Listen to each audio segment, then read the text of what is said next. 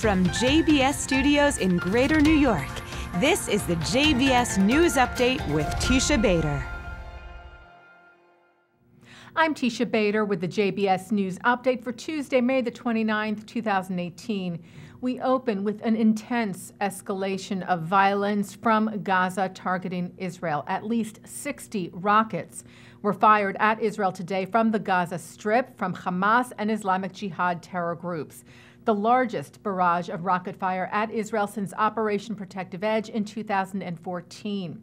3 IDF soldiers were lightly to moderately injured from shrapnel during the wave of mortar fire. They were taken to the hospital for treatment. 2 have now been released.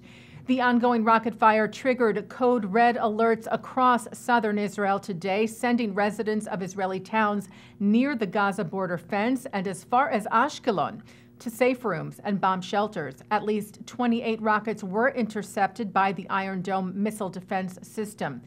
Several residents of the town of Sderot were treated for shock and another for a light injury sustained while running to a bomb shelter. In response to the incessant fire today, Israeli jets hit over 30 terror positions in the Gaza Strip, including a terror tunnel, which was destroyed. The IDF said it views the rocket fire as a severe attack and holds Hamas accountable for everything happening in and from the Gaza Strip, and that it will continue to carry out its mission to protect Israeli civilians and is prepared for a wide variety of scenarios. This morning, IDF spokesman Lieutenant Colonel Jonathan Conricus shared video from a kindergarten that was hit by one of the rockets less than an hour before children were set to arrive there. A few minutes before 7 a.m., before the kids came to kindergarten, this specific kindergarten was hit with mortars. You can see original pieces of shrapnel that we found here on the ground, and here you can see the impact. A tree, part of the tree that took probably the brunt of the force. And let's have a look at the building itself of the kindergarten. As you can see behind me, the whole front part of the kindergarten was peppered with shrapnel. You can see it's a special structure. It's a reinforced structure exactly for those purposes, in order to defend Israeli kids from mortars fired by terrorist organizations. Israeli Prime Minister Benjamin Netanyahu said Israel views the attacks on it and on its communities by Hamas and Islamic Jihad from the Gaza Strip with great severity.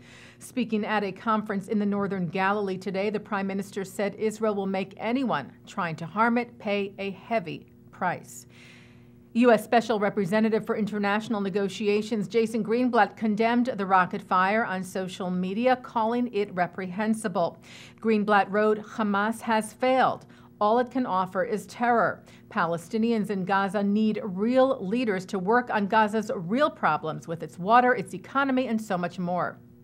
Ireland's Minister of Foreign Affairs Simon Coveney wrote that he strongly condemns the rocket attack, tweeting, "I continue to advocate strongly for people of Gaza who live in impossible conditions, but this Hamas-led violence undermines Palestinian cause and is counterproductive to political progress."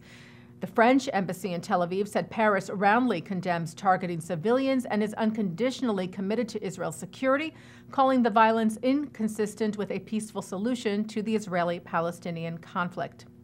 And later today, the Israeli Navy apprehended a boat with some 17 Palestinians on board who were trying to breach the naval blockade of Gaza.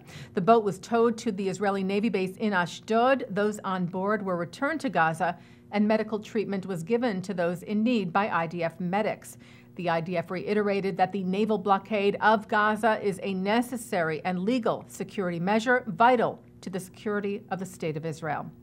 Well, an elite IDF combat soldier who was critically injured during an arrest operation over the weekend in the West Bank has died. 20-year-old Staff Sergeant Ronen Lubarsky was hit by a slab of marble that was thrown at him by a Palestinian in a refugee camp near Ramallah, where his unit was conducting arrests of terror suspects. Lubarsky died of his injuries shortly after at Hadassah Medical Center in Jerusalem. In other news, the Chabad Student Center in Oxford, England, was recently targeted in 2 anti-Semitic incidents.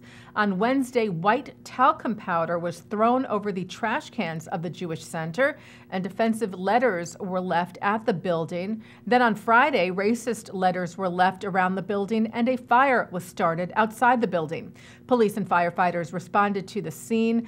Chabad Rabbi Eli Brackman, who runs the center, said they were concerned, but that they would not be deterred by displays of hate.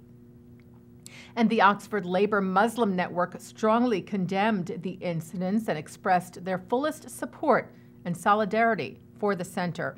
Writing on their Facebook page, "An attack on one is an attack on all," urging unity and solidarity.